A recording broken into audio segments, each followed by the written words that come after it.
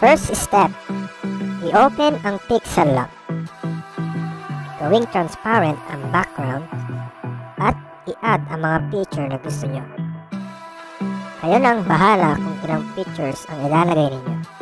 Ulitin nyo lang ang step na ito. I-save ang bawat isa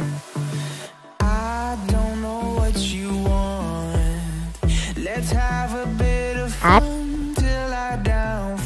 i-delete ang mga layers.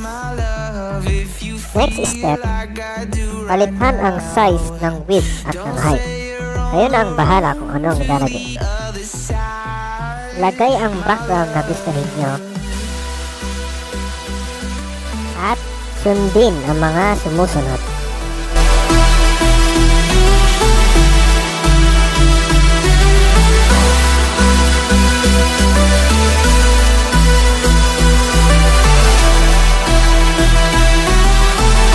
I-add ulit yung picture na yon, i-crop at i-resize.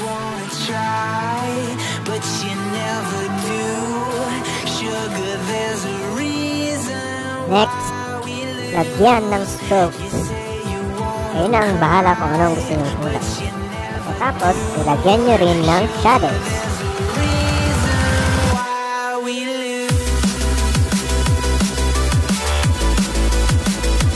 At pagkatapos, i-add na yung picture na ginawa ng umpisa. Lagyan ng stroke at ng shadows.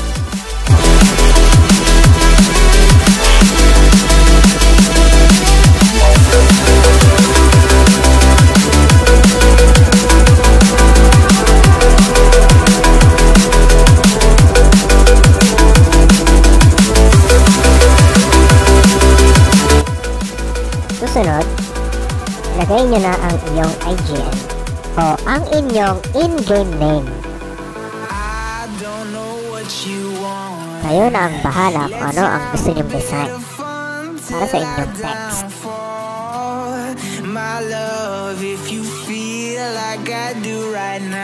Pwede nyo ding lagyan ng stroke at ng shadows.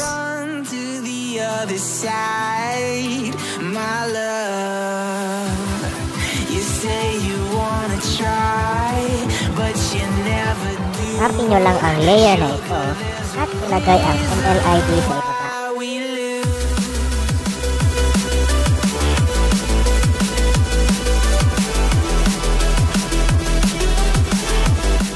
Last,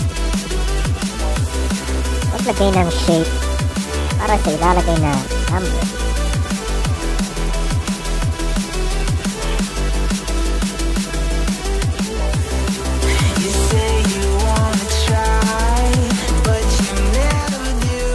Kayo na ang bahala kung ano ang gusto ninyong design.